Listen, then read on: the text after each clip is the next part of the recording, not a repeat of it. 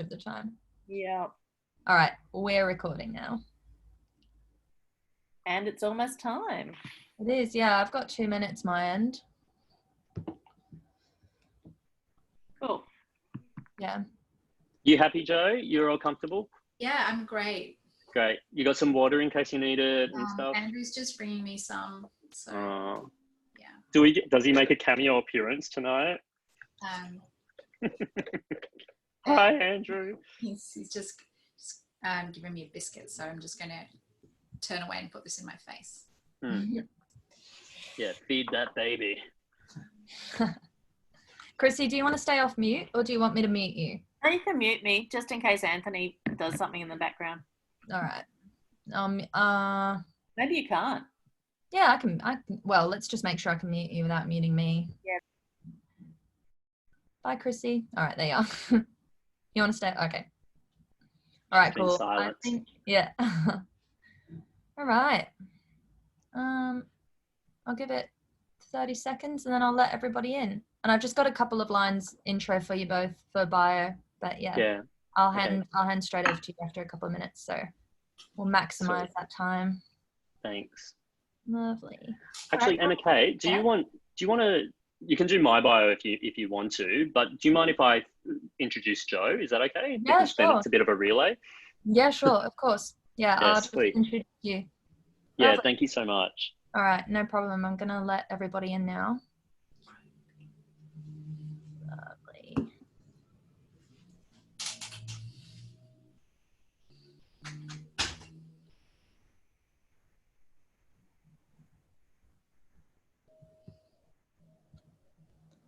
Lovely. Good evening, everybody. Thank you all for joining us. Welcome to tonight's Avid Reader Zoom session. We have Benjamin Law in conversation with Jo Lennan for the launch of Jo's collection of short stories, In the Time of Foxes. I'd like to begin by acknowledging the traditional owners of the land on which I'm currently broadcasting from, the Yagara and Turrbal people, and by paying my respects to their elders, past and present. This always was and always will be Aboriginal land. I'll shortly be introducing you to our speakers tonight, but first I'd just like to reiterate some of the information that I mentioned in the email that you were sent earlier. So in order to reduce the potential for any disruption this evening, you've all been automatically placed on mute, and you'll remain so until the end of the evening when I unmute you all so that we can thank our speakers this evening. So towards the end of the event, there'll also be a call for questions.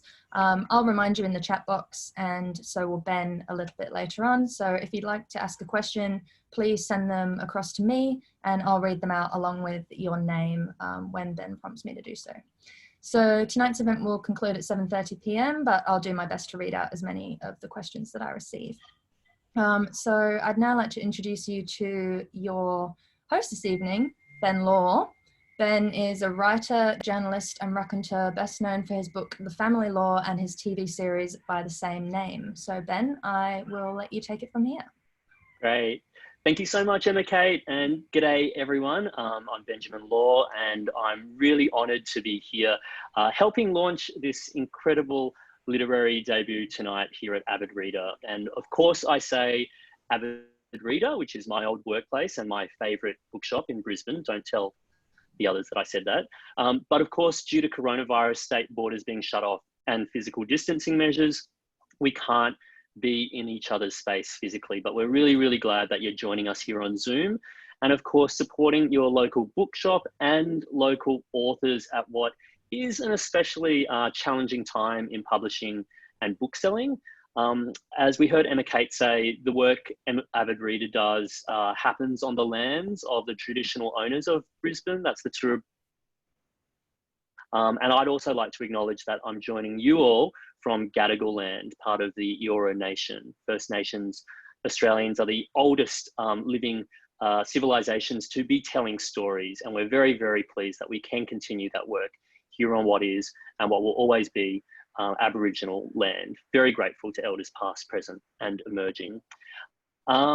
So yes, we're starting off with your mics muted. That's not to silence or erase your voice.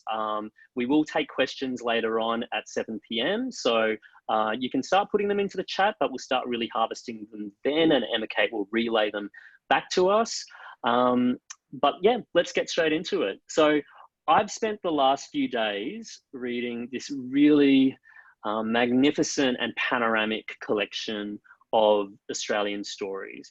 And I almost hesitate to call them Australian stories because while the author is Australian and while many of the stories are actually set in or at least connected to Australia, these are really international stories.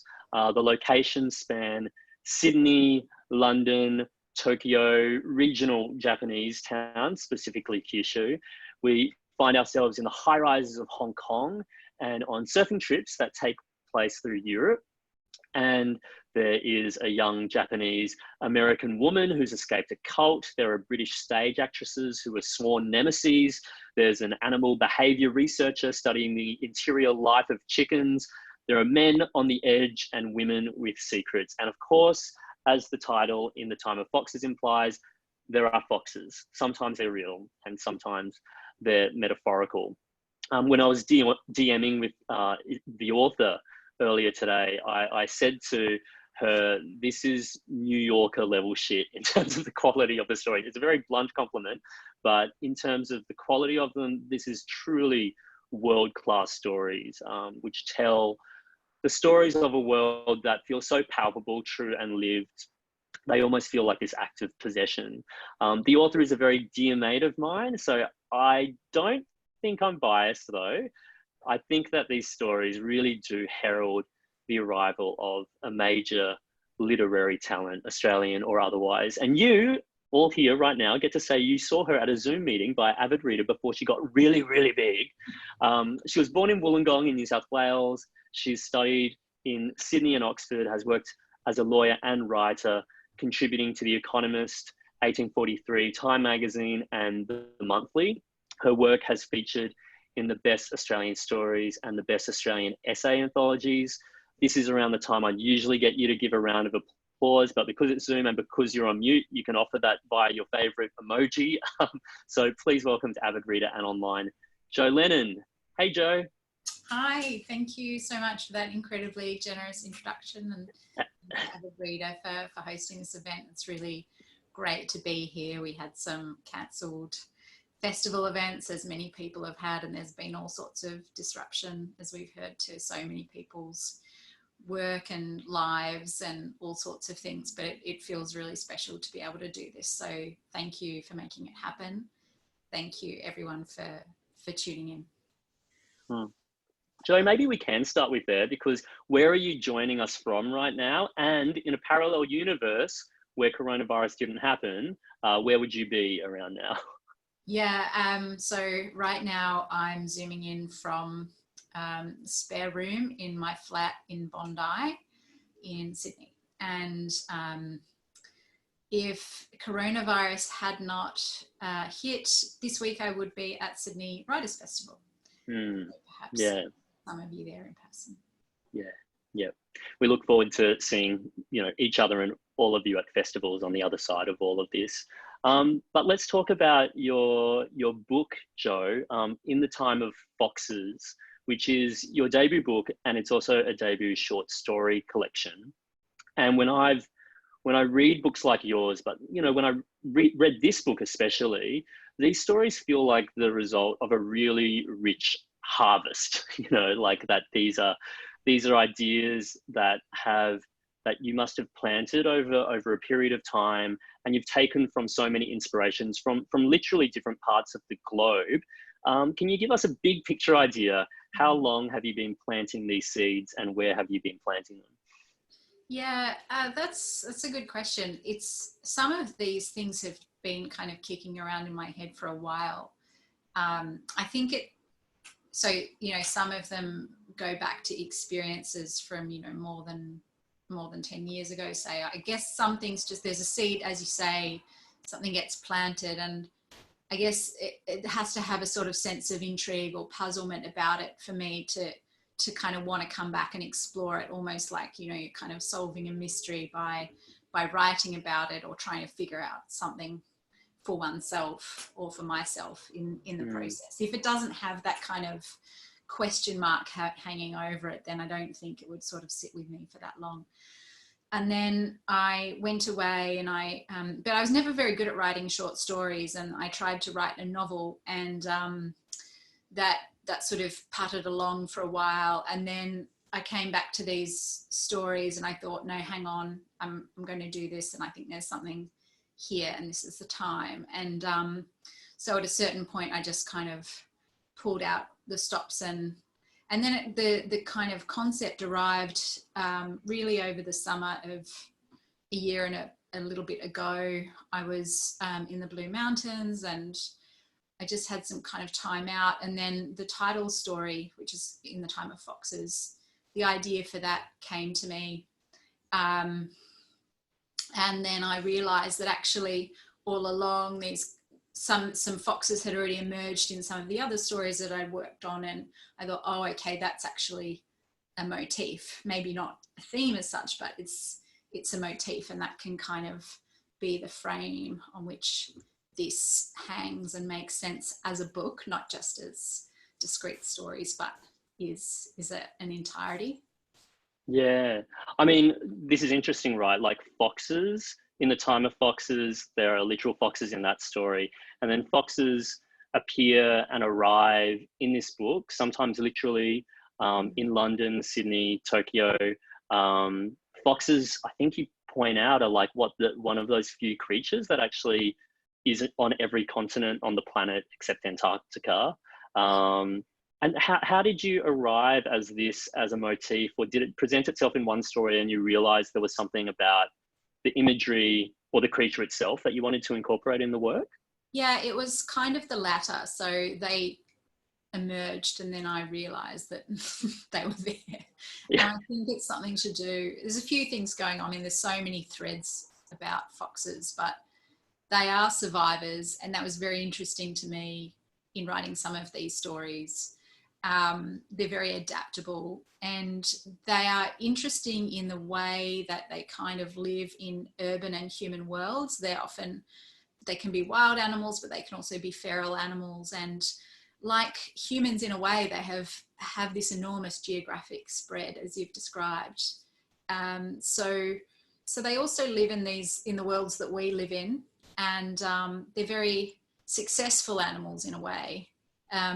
But I guess like humans, you know, as with humans, success can sometimes be your undoing. They're not looked on very favourably in London, where they're just kind of, you know, at the back of every chicken shop rooting through the bins. Yeah. I would love to hear from the title story that you referred to before, In the Time of Foxes. And I think like this story sets up a lot of the themes that you also will explore in other stories as well. And it starts with a character called Nina. Can you tell us a little bit about Nina, the situation in which she finds herself, and maybe read from that story for us? Yeah, I'd love to. So Nina is an emerging, youngish but not young film and TV director who makes a lot of what we would call content. And she lives in London, and she has a very busy life. She's a mum of a toddler, and she is also involved in trying to sort out her mother's care needs back in Wollongong in Australia. Her mother has early onset Alzheimer's. And so she's really kind of juggling a lot. And then just when she has zero time to kind of think about any of this, she gets this fox infestation in her back garden. They've started breeding in what's called a breeding earth, which is, in her case, there's a hollowed out tree trunk system in the back garden, and it's become a kind of nest for the foxes, and she's becoming very unpopular in the neighbourhood and has to do something about this problem in the midst of everything else. So I've got the book here. Looks like this. I'm jealous of your book because this is my copy. It's well thumbed, but yours is much more handsome. We will get you this actual also. That's a bit bright and shiny. This is what it looks like. It's a beautiful cover. It's a really beautiful cover. So that's my show and tell. So I'll read a little from this story here. And okay, this is from part way through that story. A world away in London, foxes carried out fox business. They stared with tawny eyes, trailed their tails behind them like rudders, came to grief in hit and runs, dying or limping on, went bald from mange and mites, picnicked in parks under the cover of darkness, traversed the top of garden walls and were captured and released. They slunk under the cold gaze of CCTV cameras, startled commuters and carried on. Fox News winged its way to Nina. The workmen had dug out the rotted tree trunk and roots, or as much of them as they could. They doused the holes with repellent, gave it a few days and came back. They filled in the cavities with loose earth. Finally, to be certain, they paved a neat rectangle of ground over the top. While they were at it, they cut back the bushes at the rear, rebuilt the retaining wall and repaired the fence. It was time to return. Over a week in mid-December, the trio flew back to London and reoccupied the flat. Having held it together for the trip, Nina came apart at home. Halfway through the unpacking, she slumped on the floor and cried. Brent made coffee, brought it to her, and took Ronnie out to play, bundling him into his coat and boots. "You're not in Australia now, Toto," he said. Remarkably, Ronnie had no jet lag. He launched back into his life like a happy duckling into water. He did not ask about the foxes, and Nina realised that this was the talent of small children. Their love had the character of sunlight, falling on whatever or whoever was there with them. They gave no thought to what was missing. They mourned nothing and no one. The task of grieving fell to adults. So it's down to me, she thought. She thought of the foxes. She was not immune to their charms. She had watched them playing in the garden and knew them all by sight. She thought of the cub with the 4 black socks using its hind paw to scratch its ears, and of the cub with black-tipped ears and orange-white hind legs. She thought of the vixen, her tall ears drawn smartly back, in rude health with no trace of mange, a sleek white bib of fur lining her undercarriage. They weren't her foxes, but she loved them. She wasn't supposed to, but she did. What was it about them? Their animal natures, their ability to be themselves, which was its own sort of talent, the ease with which they moved, assuming that the world was theirs and everyone else just lived in it. Thank you so much, Jo. So that was from the title story, In the Time of Foxes, which is the first story that launches off this collection. And when I read that story, I really felt this palpable sense of this kind of push-pull experience that so many of us have with our families, that sense of obligation, responsibility, and reflecting on that. And that is a theme that comes up in your other stories as well. And more broadly, thematically, all these stories are so different, especially with their characters, their plot, their location in the world, but there are echoes and ways in which I find they speak to each other. Did you go into this collection knowing what themes you wanted to explore explicitly and what might link them together, or was that something you actually noticed once you'd actually finished them and started stitching them together? I think I got about a third in and then I knew, and that was when the fox kind of announced itself as, in some ways, this kind of motif. And then I knew, okay, this has to do with the kind of, you know, the changeability of the fox. There's a certain kind of cunning, there's some street smart people in this book. They're kind of, you know, quite adaptable. There's a sense though of what does it take to survive, and you know, when everything changes, what do we do? And so I think there's some commonalities there, and in terms of people being forced to make some kind of change or another. Yeah, I also get the sense with some of these stories, like they're almost these one-act plays. You know, you've got these characters and there's a bit of a dance between them. There's a tension filled relationship, not necessarily just between two characters. There's often these, you know, these triangles, whether they're a love triangle or not. It's probably most keenly felt in another story called The Invitation, which is, you know, just great. It's got like tensions between characters, secrets, withheld information. And these characters are Paul, Daria, and Nikolai. So we're going to go from London and Sydney now. Where are you going to take us next? Okay, so The Invitation, this is a story that it's set partly in Moscow and partly in St. Petersburg. And it's about a young English guy, Paul. He's a high school geography teacher, but he's kind of between jobs because he's employed in a casual way. And so he follows a friend who says, oh, come and work in Moscow. It's really insane. You can make loads of money as a private English tutor, and it's really fun. So he goes over and he has one job that he doesn't like especially, but then he gets a different job and he gets a bit of a man crush on his employer, but then that turns into a rather more complicated set of feelings for his boss's girlfriend, Daria. Before you start reading this story, Jo, can I ask what I imagine all of the origin stories for what you've written are different. But what was the origin story for this particular story? Is it people you encounter? Is it a moral question that you want to explore? Is it a feature article you've read? Do you remember where this one started off?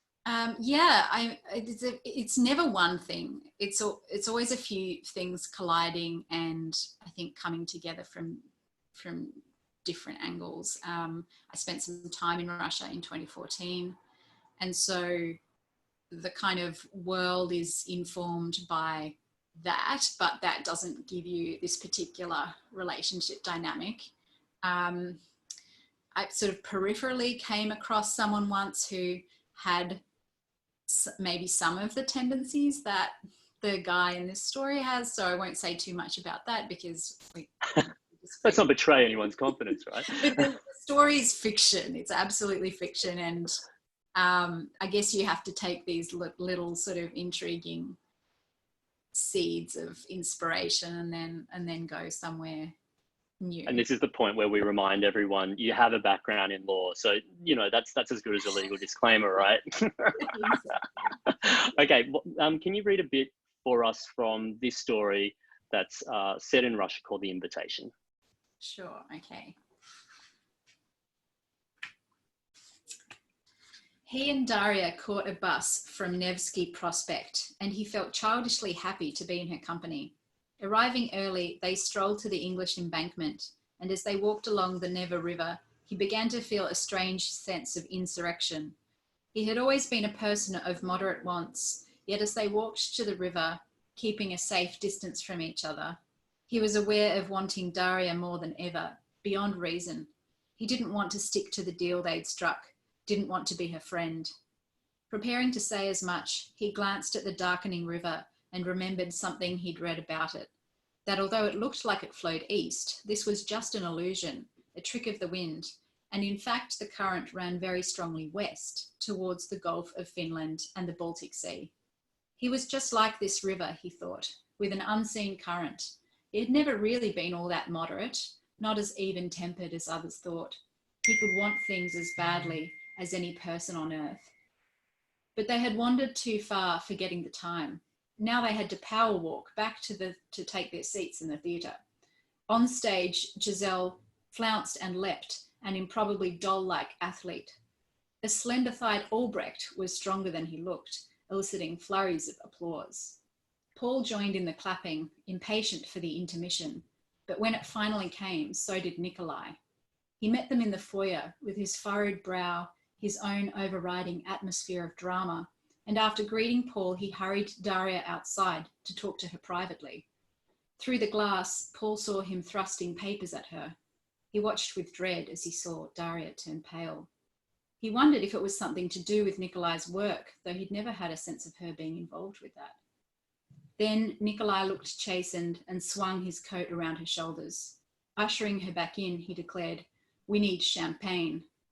Weaving his way to the bar, he returned with 2 flutes, passing one to Paul and raising the other. Noticing Paul's surprise that Daria was left out, he grinned and said, "But that's why we're drinking, to the baby." "The baby?" Paul reeled. He looked at Daria, who flushed. "I'm pregnant," she said.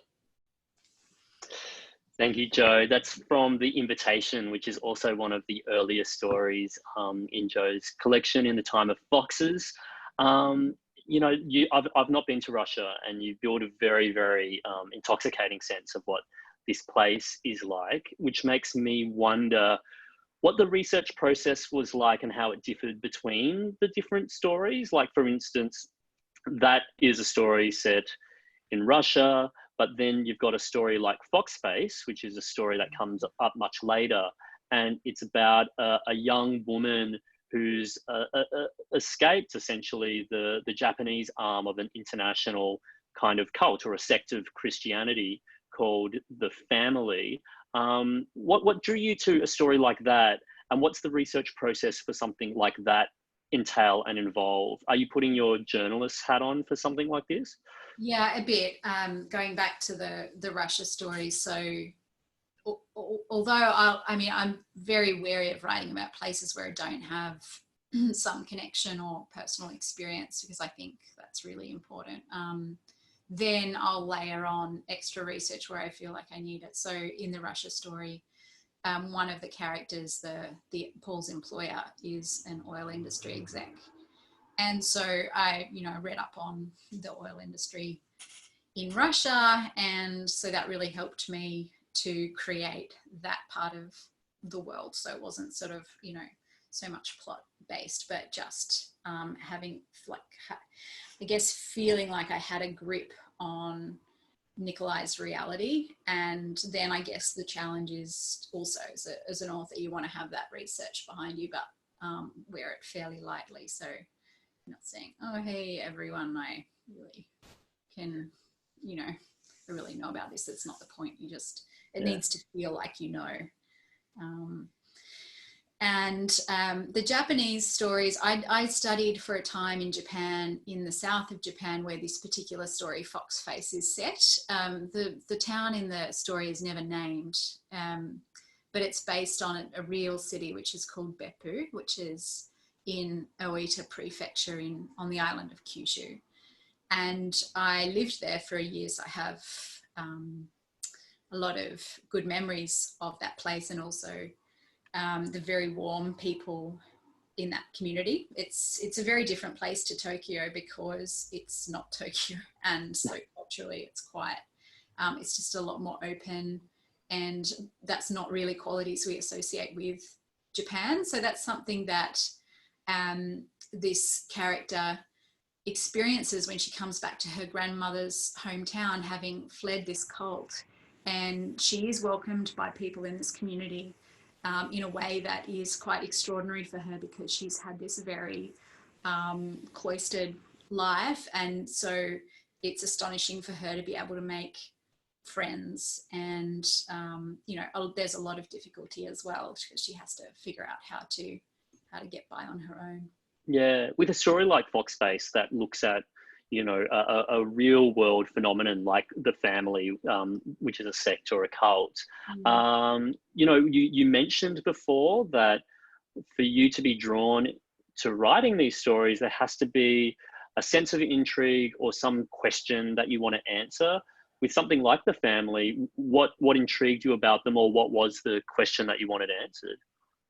I think the question is, what happens next? Okay, you leave a cult, and then what do you do? And that transition is really hard, but also what's especially hard in this story for this character, and this is probably something that transcends those particular circumstances and is more general, is really about the relationship between this young woman and her younger sister, who she's essentially left behind in the cult. At least for the time being. And she's really torn over that. And so that's a kind of big source of conflict for her in this story at a personal level. So yeah, how does she deal with that? How does she resolve that feeling if she can? Yeah.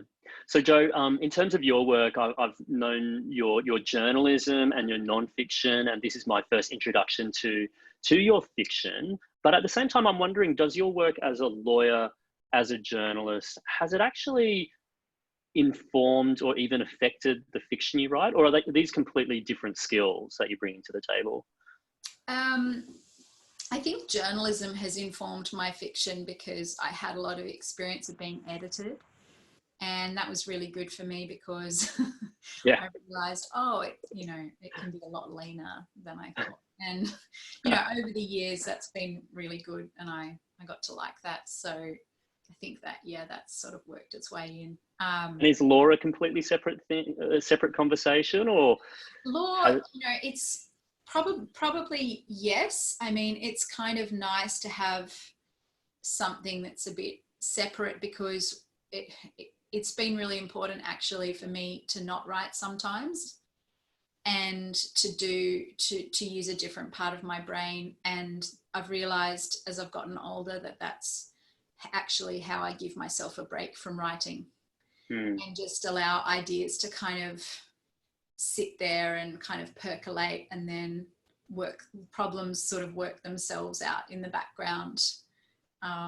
So yeah, I used to not be very good at giving myself a break, and then now I've realized that actually it's really good to do something else. One of the things I really appreciate in these stories are the ways in which you write about the relationships between men. There's a really memorable story called The Best Left in Europe, which is about two cousins, one Australian, one Italian, and they're going on this big kind of surfing adventure. And I think, it's got some of the most memorable passages about surfing outside of Tim Winton. You're a Wollongong girl, is that right? Yeah, so I was born, I've lived in different places. I was born in Wollongong, and I've lived on the south coast and the north. This is New South Wales, south of Sydney, and then New South Wales north coast, and also in the Monero district of New South Wales, which is down near the Snowy Mountains.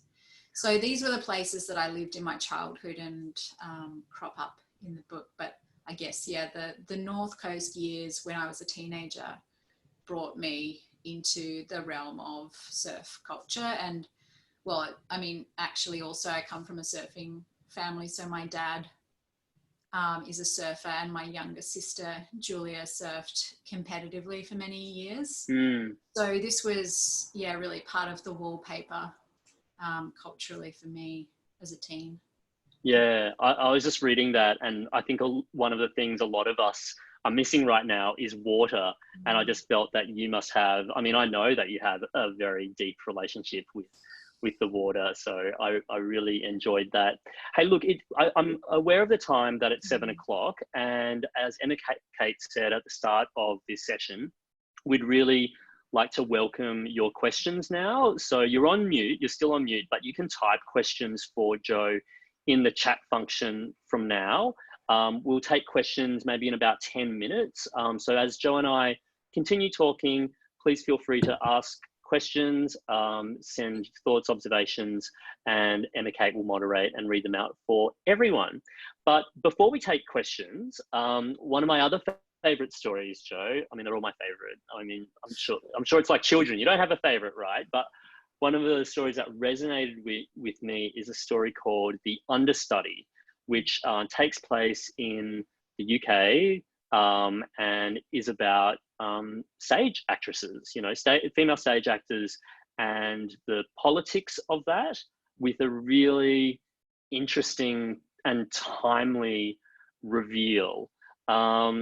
Can you tell us a little bit about this story? I would love for you to read from some of it. And I'm wary of giving away the reveal, but how do... There's a spoiler risk with this one, isn't there? Yeah, there is. But I don't know. What do you want to say about the story without spoiling the really, really thoughtful and timely ending? So this is a story that is about an actor named Holly, and she has a nemesis named Genevieve. And Holly is preparing to put on a play in Hammersmith in London with it's a Chekhov play, Chekhov's earliest play, which was untitled but is usually called Platonov. which you know a lot about. You knew every last bit of this Chekhov play. Like, it seemed like you've done your research with that. I wrote about Chekhov. Sorry, I wrote about Platonov once for a publication. They sent me to go watch a production of it. So I did that. And so I had all my old notes from that production of Platonov. I did go back and reread it. I just chose it because it's actually, there's something deeply comic about trying to stage this play, because it's actually a real shocker. And it's a hot mess. The conversion, it's like 9 hours long, and there's so many pitfalls and so many things that could go wrong with staging Platonov, that it just had to be that play, because it's just hilarious. Who in their right mind would try to do this? So Holly's putting on this play, or she's one of the leads, and it turns out her nemesis Genevieve from drama school is playing the other sort of younger lead and love interest, that kind of after the same dude, this guy Platonov. Yeah, it's a vaguely Black Swan situation on the stage, but it's a great story. Tell us, you're about to read from the Understudy. What do we need to know coming into this passage? Well, let me see. I'll just find the spot. So the director is named Miles. Miles has just come back from a stint at Berlin, so he has all of these really avant-garde ideas about how to stage this play. He has a lot of enthusiasm, and perhaps his most mischievous act, for reasons we don't yet know about, is that he's deliberately thrown Holly and Genevieve together because he wants to see sparks fly. Is there anything else you think I should reveal? No, I think that's good. That's just enough. Okay. All right. Miles, that's the director. Miles was upbeat, bless him. They didn't have enough people for all the characters, so he had one actor play all the leftover parts, with much changing of hats, lace caps, and moustaches, etc. In his time at the Schaubener, he'd absorbed something of the auteur director style. This meant, among other things, a tendency to put objects like fridges and sunglasses in 19th century plays. Keen to do something outside London's West End, he had leapt at the chance to bring his vision to Hammersmith. I only read the play after I said yes, he quipped. And then I thought, fucking hell, what have I got myself into? 6 hours long, are you serious? The audience will riot. But honestly, he told them, I was really struck by this portrait of provincial Russians caught between the past and the future. A glorious past and uncertain future, each as inaccessible, as remote as the other. At a certain point, they all had to meet with the wardrobe manager, who put them in dresses and toyed thoughtfully with their hair. The mum bob, Genevieve said, scrunching her hair self-consciously. This was the first time Holly had heard her say anything about having a child, and she must have allowed her surprise to show. I know, said Genevieve. I've kept it quiet. Partly it's privacy, like what right do I have to plaster my daughter's face all over the internet before she's old enough to tell me to F off? Holly knew she was supposed to ask the baby's age, ask to see pictures. And what's the other reason? What? You said partly. Oh, did I? Genevieve was saved from answering by the wardrobe manager. Don't worry, he said, stroking her hair. We want this production to look modern. Genevieve smiled winningly. Do whatever you need to do. Radiating trust and commitment to the cause, she made it sound like she was willing to let him hack off all her limbs. Then it was Holly's turn to be scrutinised, with much sighing and tutting over her measurements and hair. The wardrobe manager informed her that her rib cage was very broad, too broad for standard sizing.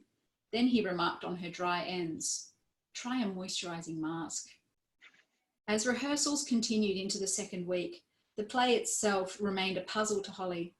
Was it really all about Platonov? At the outset, the other characters, his friends, seemed to think that he was the best of them as an intellectual modern man. But this was baffling to Holly. He's not that great a guy, she said during one discussion. During the course of the play, she pointed out, Platonov managed to hit on both Sophia and another woman at the party. rebuff Anna's offers of love, ignore his long-suffering wife, persuade Sophia to run off with him to Paris, and then decide he couldn't be asked going after all. Finally, he threatened to shoot himself and didn't go through with that either. He's really an anti-hero, Holly said. He's too ineffectual to do anything. Rees had a different interpretation. He said the play was a study of a sex pest, a drama before its time. It's amazing, he said, the way Chekhov gets it. Miles wanted the play to be a comment on a lost generation, much like ours, really. What is our generation? Asked Rees. Elder millennials, said Holly. She high-fived with Rees, while Genevieve looked on, saying nothing. Thank you so much, Jo. It's if there are any producers, like screen producers who are watching this, I just feel like this is so ripe. That story is so ripe to be made into a short film. It's a perfect self-contained story. I loved it. Hey, we're going to throw to audience questions soon, Jo, but just before I do, and maybe you don't have an answer to this question because it's vaguely philosophical and I'm just riffing here, but now that you were writing about the real world, there's a lot of truth that you're unearthing and it feels very rooted in reality, these stories you're writing. The reality in which we find ourselves now is, of course, coronavirus and self-isolation, and we're actually blocked off from the world now. Was there anything about the book? I mean, has there been anything about coronavirus and experiencing this reality that has reshaped or sharpened your perspective on these characters and the stories? Like, for instance, I found myself really envying their globalness and their mobility. What about you? Yeah, that's absolutely right. And I think I had a sense writing this book that I did want it to be about this, I guess you and I and many people we know have had this luxury of mobility for our adult lives. And a lot of the people in this book are of that demographic and have been shaped by that. And there's been, the recession in there in the 2000s. It's not that it's all been kind of plain sailing, and there's a sort of precariousness to work for many of them. And so there's reality in there too, but certainly that mobility is very much a feature of this book, and that now looks like a different kind of era. But I also think, I've had times in my life where I've had kind of semi-isolation for various reasons. I did some chemotherapy a while back, and I got very bored with kind of ponderous tomes that weren't that entertaining at that time. I'd always been quite a serious reader, but at that point I thought, really can't be bothered. And then I thought, the kind of, I really then made this decision that I wanted the writing I was doing, I wanted it to be the kind of book that I wanted to read then. So I guess my hope would be that the stories are entertaining enough to properly hold someone's attention when there really is actually, stuff going on in the world. And, concentration can be hard, and I get that. So I hope that the stories are kind of fun enough to want to really dip into. Yeah, and if that was your goal, to make it entertaining, gripping, riveting, I mean, I inhaled these stories, and I know that everyone here will too. Let's take questions from the audience. I think the questions have been coming up through chat, and Emma Kate, if you want to throw any to Jo's way, take it away. Yep, lovely. We have had quite a few come in. The first I'll read you is from Chrissy. Chrissy says, is short fiction a form that you love to read, and do you have any recommendations for us? Oh yeah, I love reading short fiction, Chrissy, and I think one of the first short story collections I got hold of and loved as a child was a collection called On the Golden Porch by Tatiana Tolstoy, who hasn't written that much in terms of fiction otherwise, but that just really captured my imagination as quite a magical collection. And since then, I guess there have been so many amazing collections. I really go back to Jhumpa Lahiri's books of short stories. I think for me they're kind of the standout of the the contemporary stuff. Great, thank you. Olivia has asked, I'm interested in the difference between writing nonfiction and fiction. How different is it? And can you talk a bit about that, please? Yeah, I think it's different in that the demands on fiction in some ways are much greater. One of the ways in which they're greater is that it has to be more plausible than real life. Things happen in real life all the time that are completely implausible, and if you try to put them in a story, no one will believe it. So you kind of have to make things more credible, not less, in fiction. People just say, oh, that's trash, and throw it away. So that's hard, and I think the story requirements took me a while as well to get a hold of. I think you really have to grab someone, and I think what's helped me is things like, there's drama in the sense of theatre in this book, but drama people have really helped me, and talking to film people and learning from them how they think about stories and story archetypes, and they really go back to Aristotle and draw on the classic kind of story structures, because if they put something on a stage, they really know if it doesn't work. So I think people who have that lived drama experience are really good at understanding and troubleshooting stories. And so, yeah, I hope I've learned something from those people who aren't, non-fiction people and aren't journalists, about what's really important in a story and how to recognize when you're writing a story. This is something that I do.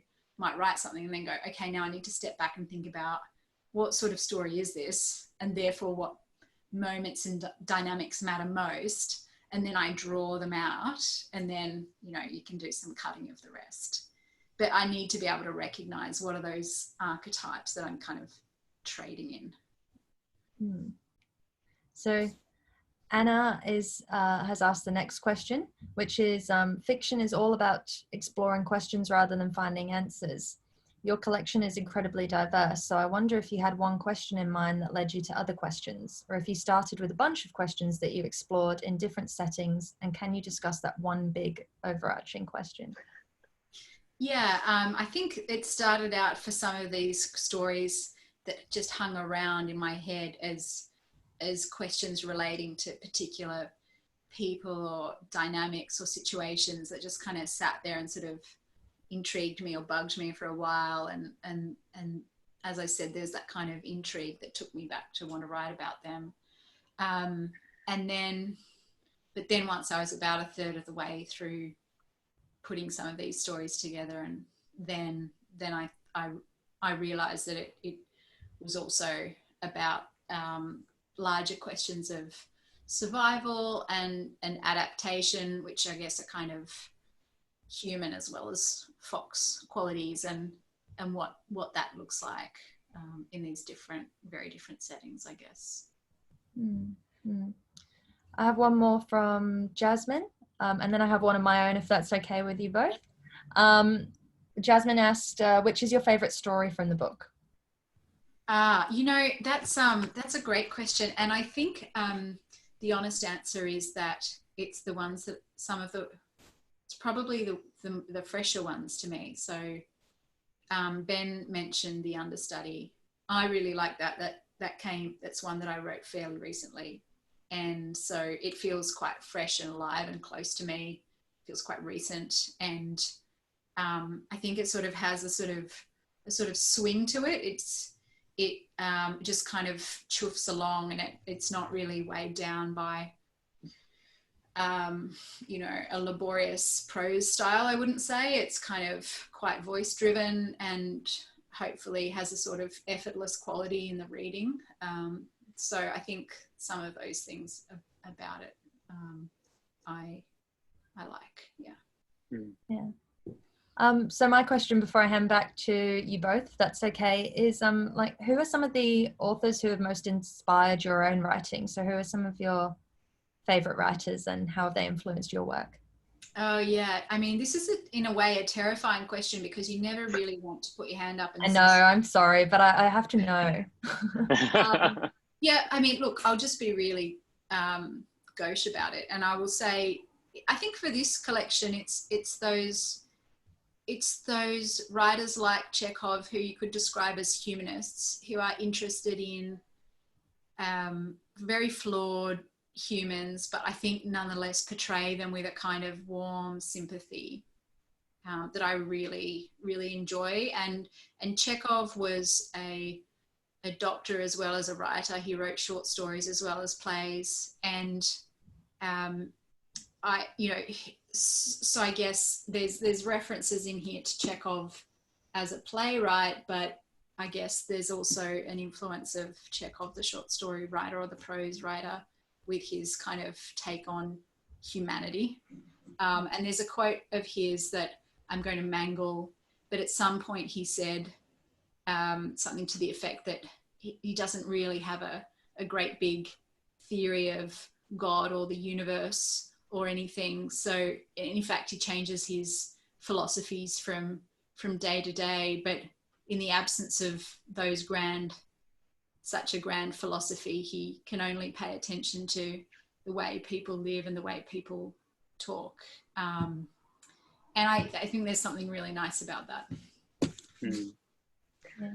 Thanks for that question, Emma Kate. A diabolical question, but a really great answer. So thank you for asking it. Hey, Jo, we've probably got a bit more time for one more reading. I want to just ask a question myself now as well, which is when you say, you know, a story like The Understudy has that kind of swing quality to it and how you wanted to make it effortless to read. Conversely, what was the hardest story to write and why was it so challenging? That's such an interesting curveball, Ben. You can see it's spontaneous conversation. I did not prepare her at all. Actually, in a way, I mean, this is a boring answer perhaps, but one of the hardest stories to write was the surfing story that's set on the Atlantic coast of Spain. And that's because it had different moving parts that I had to bring together. So there's a character who starts out wanting this trip to be all about him riding this famous wave, and he ends up getting something quite different out of that journey. And then there's his cousin who has his own kind of thing going on and his own wants and needs and his own kind of hurt actually because of something that happens early on in this story.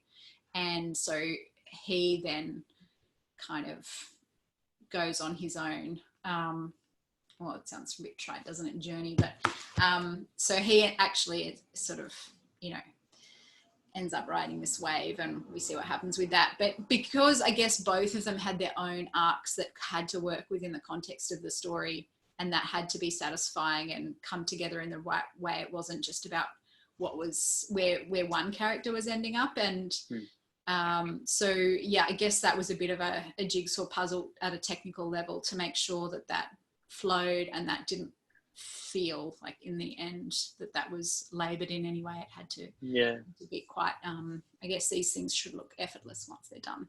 It wasn't effortless at the time. Well, I think I mentioned it before, but I really love about that story, I mean, those passages of surfing, but also, you know, the complicated relationship between these male cousins, and you write about male relationships really beautifully and lean into their complexities. I want to ask you to read one more bit. It's from a story called Catch and Release, again about male relationships, very different. And these characters are Lee Prescott and Darren Kemp. So before you take it away, what do we need to know about Lee Prescott and Darren Kemp? Yeah, well, this is a bit of a lawyer story. Lee Prescott is a criminal lawyer and he has criminal clients. He works in the northeast of London in a not very prestigious and kind of grotty context, and he has the clients to match, and he kind of doesn't really want to be doing this line of work. He's not from a very privileged background himself, and he'd really like to have maybe gotten further from his own teenage or childhood patch than he has. So there's a level of resentment there for him about the nature of his work, but he has very mixed feelings about his clients and how far he'll go to help them. In this story, a client he's helped in the past comes back sort of to haunt him in a way. He may have done something that wasn't very ethical at the time, but that perhaps happens more often than people admit in criminal law with the coaching of witnesses, in a sense, not witnesses solely, but also defendants, to run a particular story. And he's done this for a client, and the client, instead of turning his life around, has come back as a kind of meth head who's been involved in some really terrible things, as Lee realizes as this story progresses. And his client wants him to help him again in the way that he helped him in the past, but Lee is drawing a line, or trying to draw a line, and saying, I'm not going to do that for you anymore. It's not going to help you, and it's not going to help me. But his client doesn't really respond very favorably to that message, and things take a turn to negative town. So shall I read, Ben? Yes, please do. So this is Catch and Release. Catch and Release.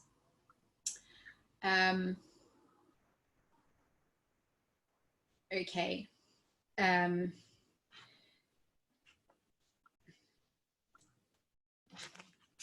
Kemp prods him from behind, insisting they keep going, keep wading through the bracken. He's audibly short of breath, the user's affliction, but has the energy of someone who feels himself to be on the up. He's been speaking as he walks, more to himself than to his captive. Don't trouble yourself, Prescott. This is just a game between friends, a mystery tour of the forest. Maybe we'll play some Marco Polo. Lee feels a buzzing in his pocket and imagines the messages from his friends at the reunion. Come on, come for a drink, you miserable prick. Then, with a few more drinks under their belts, think you're too good for us, do you, Prescott? Oddly, Kemp comes out with a similar sentiment. Not much to say for yourself. Think you're better than me, do you? I bet you like a little glitter at your lawyer dinner parties. Just nip into the bathroom for a line in private.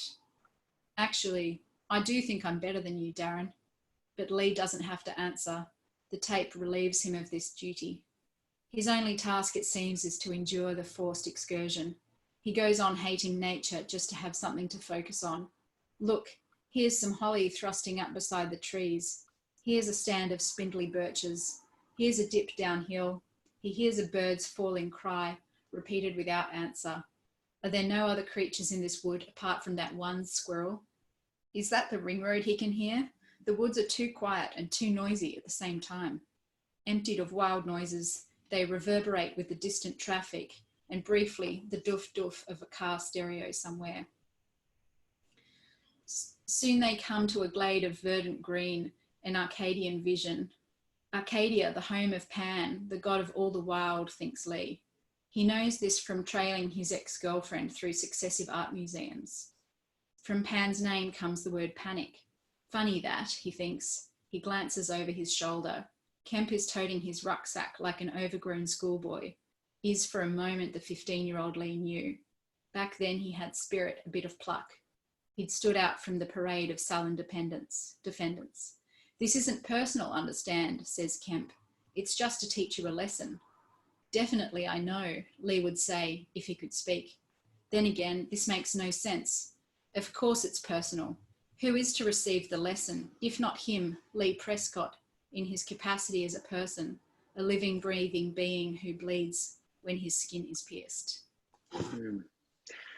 Thank you so much, Jo. That was from Jo's story, Catch and Release, from her book, In the Time of Foxes. That is some good merchandising and displaying. You're already in the zone of things. This is Jo's actually first event for this book. So in a way, we're all part of the world premiere, you know, the book being a debutante tonight. Thank you so much, everyone, for being part of it. Congratulations, Jo. It's such a magnificent collection can't wait to see it out in the shops in the world, in people's houses. Mother's Day is coming up. So if you are a mum, treat yourself. If you know a mother, if you have a mother in your life, it's Sunday the 10th of May. Avid Reader at avidreader.com.au. They can gift wrap and send the book. So it's a $5 for a gift. They can insert some chocolate in there for $10 with a card. And if you are joining us from Brisbane, because Avid is your local bookshop, they're posting books, but they're also doing free bike delivery. So if you live in West End, South Brisbane, Highgate Hill, that kind of area, an Avid Reader staff member will hand deliver it to your letterbox. And wherever you are, please support your local bookshop, wherever they might be, and support local writers as well. But thank you all for joining us here. It's great seeing your faces. For those of you who don't have your video on, we do not judge you. We do not assume you're perverts, but it's great seeing all of your faces, those of you who have joined us tonight. Avid Reader has a lot of events for many books throughout the months and throughout the year ahead. So please go to their website and see what's coming up. But in the meantime, Jo, thank you so much. Congratulations. Mazel tov. For chatting the chat, and Avid Reader for having us all. Thank you everyone for joining. Yeah, thank you. Big thank you to Jo and to you as well, Benjamin, for a wonderful discussion tonight. And thank you all so much for joining us. As Ben has said, I think you've pretty much covered everything, Ben. So I'm going to unmute you all now so that we can all say thank you for tonight's discussion. So thanks again. Thank you. Thank you. Thank you so much. Congratulations. Thank you very much, everyone. Thank you.